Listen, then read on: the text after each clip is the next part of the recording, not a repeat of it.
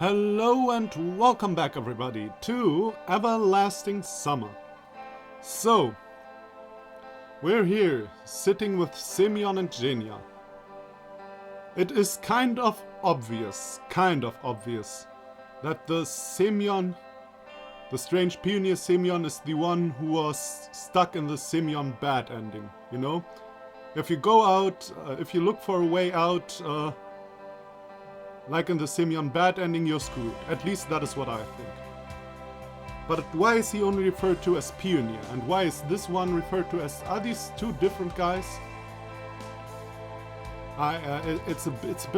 So many facts. I know all the facts. I don't just get them together into one picture. Well, I guess the game will hopefully help me with that. She was sitting nearby and squinting with discontent. Hey! Hello? Hello? Earth is calling. Okay, what is wrong? Like I can't take a moment to think already? Thoughts should lead to result. And what have you got? Well, what have I got? A lack of results, so that is true. A lack of results is still a result. That is also true. Zhenya painfully pinched me on the shoulder and moved a meter away. Oh. That was not much. But at least it read my thoughts, like it knew I wasn't, I had no results yet. And then she appeared. No, Zhenya. Zhenyas have always been in Sovietgames, but at the time I saw my Zhenya for the first time. Maybe I don't remember what happened before and what came after that well, but those several days will forever remain in my memory.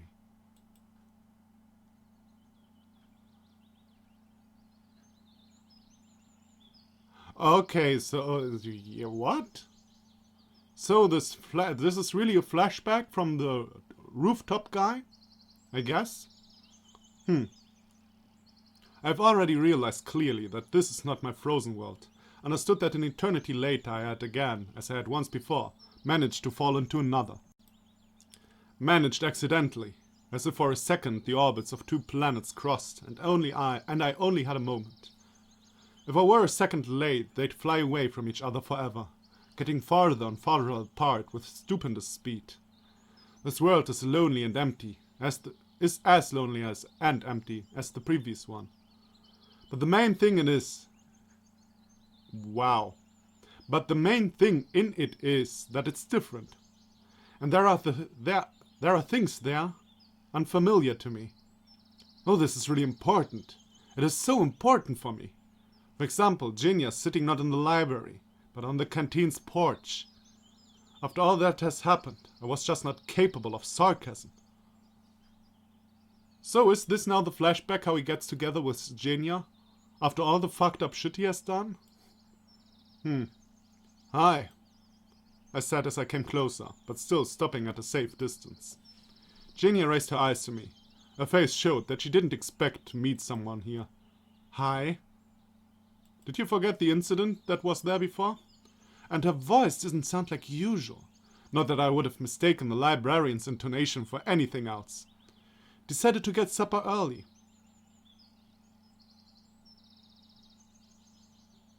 I see.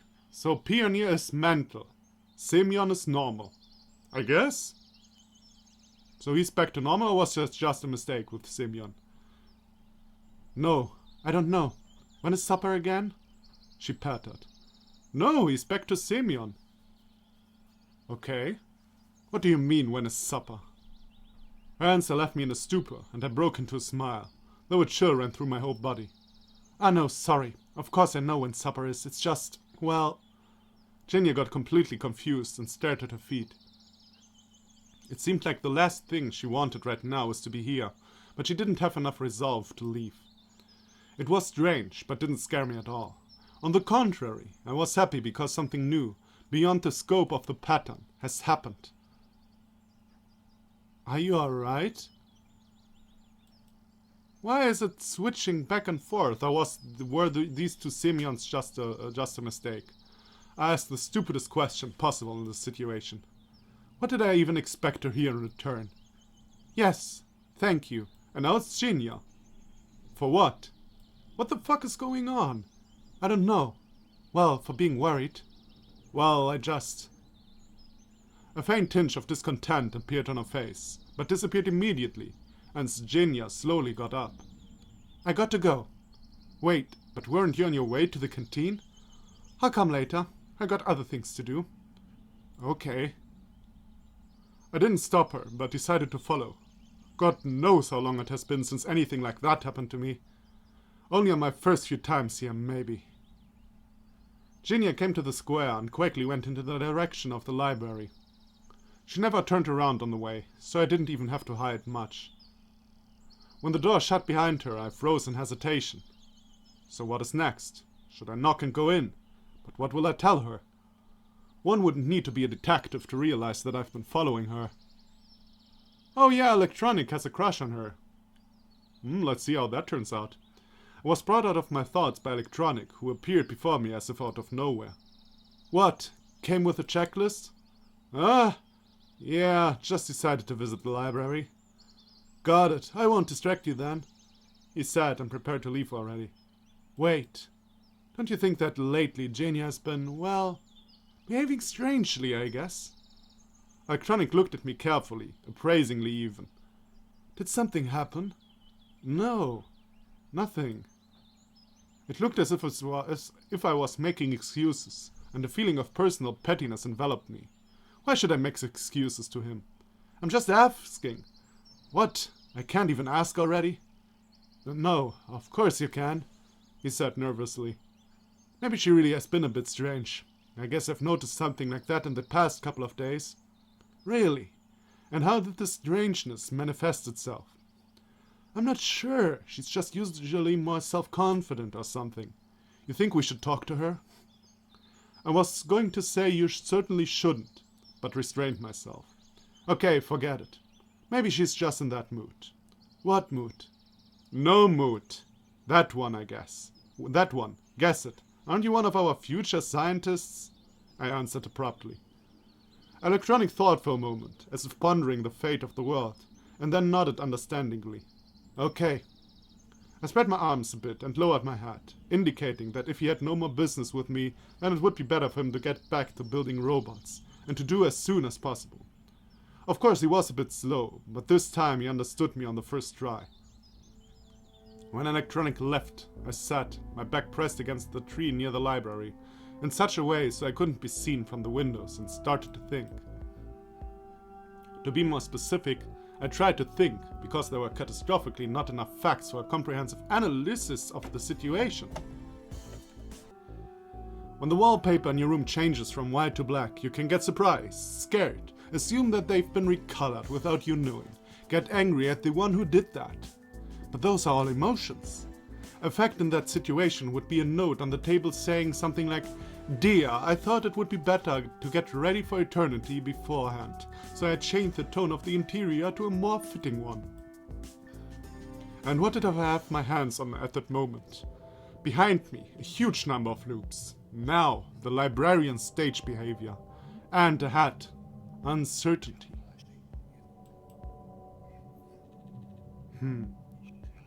Strange.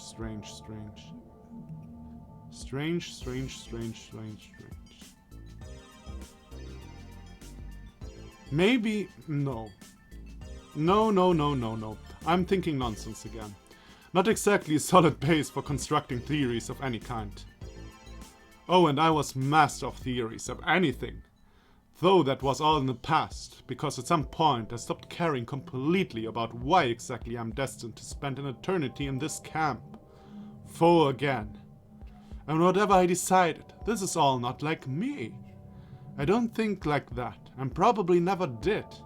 It's as if someone put foreign words into my head. Did I stop being myself when I came to an alien world? The grass treacherously rustled under my feet, giving my presence away. I was sneaking up to the library, trying to find out what is happening inside. Oh my god, this is not like him. So are all Semyons different people? Is there not one Semyon, but everyone is Semyon? And this is why it sometimes says Semyon and it sometimes says Pioneer? Because sometimes he's fulfilling the role of Semyon, And sometimes he's just himself. I don't know, maybe. Zhenya was sitting behind the table, staring straight ahead. Without even a thought flashed through my mind. She looked bewildered, doomed maybe, like someone who was told they have only a matter of hours left to live. I wish I could tell her that everything is alright, and in 5 days it'll all repeat again and then again. But how could this even be alright? It's like telling a sick man that he'll die in 5 days' time, but he shouldn't worry because in 7 days after that he'll die again. About 10 minutes have passed, but Zhenya never moved. Sometimes it even seemed to me that she wasn't breathing. Now I began to realize with certainty that this is not just strange, this is it! The thing that threw me into this new world. How did you manage to find that out? Anyway, I just had to decide what to start with. I could ask her head on, tell her my story. Oh, here you are! The camp leader was standing behind me. I turned around abruptly and said irritably, "What do you want?" Like always, like I was used to. "What are you dithering here for? Forgot that you need to get a signature in the library too?" The camp leader seemed not to pay attention to my words and tone. Not like usual, but like some time long ago. Along with memories of my first appearance in this camp came the long-forgotten images of the local inhabitants. Those I had deemed to be people at the time, not just decorations. It's just, you see, I don't even want to hear it. Get it all signed before dinner. Of course, I was just going to see... Then go! Olga followed me to the door with her eyes, so I didn't even have to choose what to do next. The camp leader helped. The library smelled like book dust, old Soviet furniture, and a little bit of damp. Zhenya was sitting and paying no attention to me, and seemed to only come to her senses when I closed the door. "Hi again," I started hesitantly. After all, I was used to a certain behavior and communication pattern with the camp's inhabitants, and it was hard to change my ways. And this camp leader didn't let me get ready either. I wish I had strangled her with Panama as always. "You're lucky I have no idea what Panama is." Zhenya didn't answer, but kept looking at me cautiously. I kind of came to get the checklist signed. "Okay, give it here." She answered unemotionally. I started to fumble in my pockets and then realized, no, there's totally something wrong happening with me. I should have gotten used to everything after all this time, and I'm behaving like a first grader. More specifically, like a first sessioner in the terms of this world. "I think I lost it," I said, making an upset face. "That is too bad," she replied in the same dry and uninterested voice. I froze in some kind of superposition. If I turn around and leave now, then what? At that moment a determination came from who knows where. "Can I ask you a question?" "What question? And really what? Don't you think they've been undersalting the food in the canteen lately? The nights have gotten pretty cold, right? Oh, by the way, do you know that I'm an alien from the future? And don't you care about the supper? Or is this a whole different loop right now? Maybe it's the next loop, the next week or something. Are you alright? Lately it seems like you're upset with something." Or maybe Zhenya is like one of all the girls, and she's now thrown into a world, but apparently he's also in the world. You know what I mean? This Slavia girl gets her own world.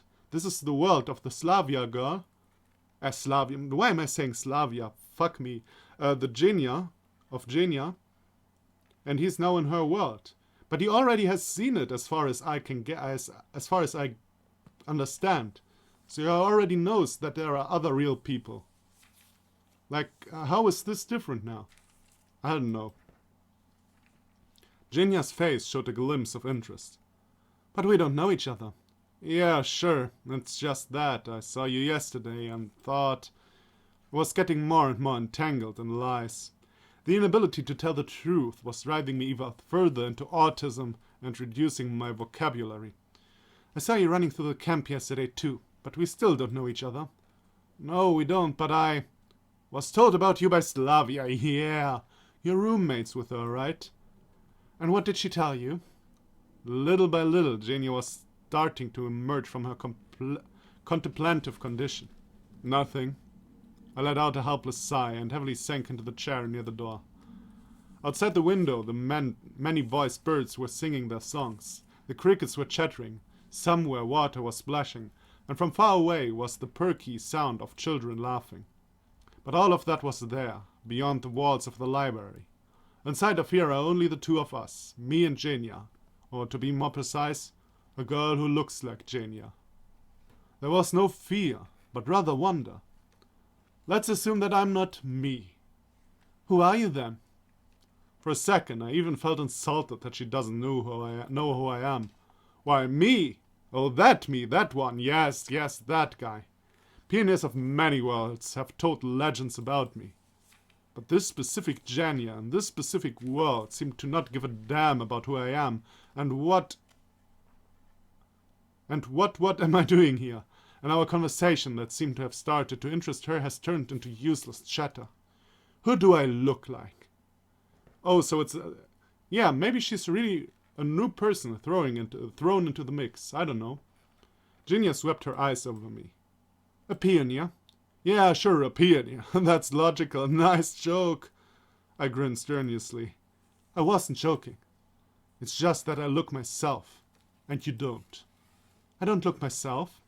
You don't look like yourself. God! The final assault has begun. In what sense? She marveled.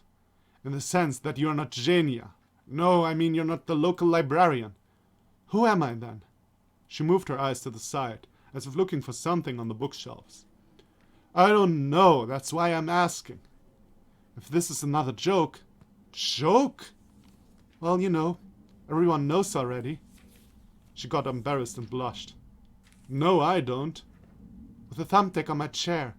I left to get a book, and while I was looking for it, Alisa... Zhenya stared down at the floor, tears filling her eyes. No, I haven't heard about anything like that.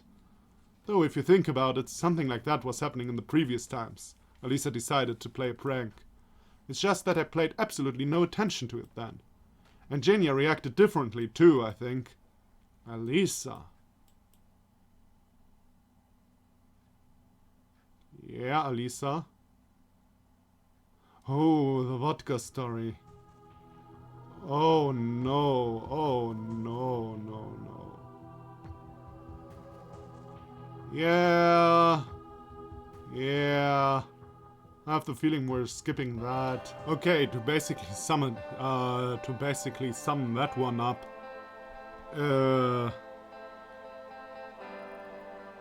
Nothing, well, he went psychopathically crazy as you expected, and in the end, Alisa got in his face with like, you're an empty, you're just pathetic, and I would pity you, but how can you pity an empty place, she said.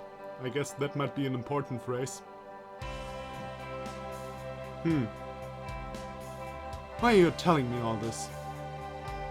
Zhenya asked lazily, turning over a page. Ripples were running across the water. Above us were swaying the leaves of the birch, with bright beams of the dying midday sun shining through them. The birds were singing loudly in the grove, and the small bugs hiding in the tall grass were busily jumping on my legs. Well, why are you reading that book? Don't tell me that is the first time. I like to. See, you like to narrate, and I like to read. On the other shore, on the beach, pioneers were frolicking. Olga was running after Ulyana, and in the middle of the river, I distinguished Slavia's gold-colored hair. Could she be swimming here? So what? What? What happened next? I thought you weren't interested. You are, though. Zhenya smiled. So 2 different storylines, huh? Okay, no, 3 different storylines. There's the one Semyon telling his story about Ulyana and how she behaved different, and now everything is different. There is the one Semyon with the different Slavia, the different Zhenya, and there's the one who's telling the story to Zhenya. I think these are 3 storylines. Or maybe one of them are two and one of them are one and I didn't catch it. I don't know. I'll do my best. Hey, do you see the little picture in the background? These are the national flags of the Soviet Union, the Czech Republic, Poland, East Germany, Slovakia, I don't know, Yugoslavia, I guess, Mongolia, no, Mongolia, China, no, probably not China, is it? No, China looks different. Why am I stupid? Cuba, Mongolia, and I really don't know that one. Oh well. She spat in my face and walked outside, shutting the door loudly after herself. Well, this is now the Alisa part again. And I was left standing there. What? Is this it? The end? At some point I was waiting for it, maybe even with impatience. But it was so long ago that already I don't even remember. And what now? These dolls, these soulless dolls destroyed my world that I've been building my whole life. Just like that. In one day's time? I ran my hand over my cheek and saw my fingers covered with something wet. They call it sweat, or maybe the spit, one or the other. The night had long descended upon the camp, hiding the local pioneers under its cover, hiding their malice and williness. And I was just sitting in the cybernetic club, my arms folded around my knees, slowly rocking from side to side. Maybe that pioneer girl will come back now. After all, she could humiliate me much more strongly, or even do something worse. But time was passing by, and it was only the singing of the nightbirds and chirping of the crickets getting quieter. And dawn is near too. The camp will wake up then and start living its life that had suddenly become so unfamiliar to me. Well, whatever. To hell with it. I got to my feet with some difficulty and looked at the empty bottle of vodka lying on the table. It would be nice to pass out now and wake up tomorrow, as if nothing happened. Forget about today, appear in a world I'm used to, whether the pioneer's behavior is familiar and predictable. And it all started with that little girl. Yeah, that is the Ulyana route. She never cried before. Oh, she actually did, you don't remember? Maybe not in his version of the story. Or maybe she did and I just never paid attention. Even if that's true, so what? What? Become a weakling? Feel sorry for that little shit? Go down to their level, even? No. I have to pull myself together. I left the cybernetics club, slamming the door loudly, and breathed in the fresh night air. Strange. It didn't feel as artificial as usual. So, where should I go? I guess catching up to that pioneer girl and getting revenge for the spit in the face would be worth it. I would have never forgiven such an insult before, and I won't forgive it now. That doesn't sound too good. There wasn't a single living soul in the square, aside from a pioneer sitting on a bench. I paid no attention to him at first. Who knows how many retards dwell here, but he called out to me. Hey, Semyon.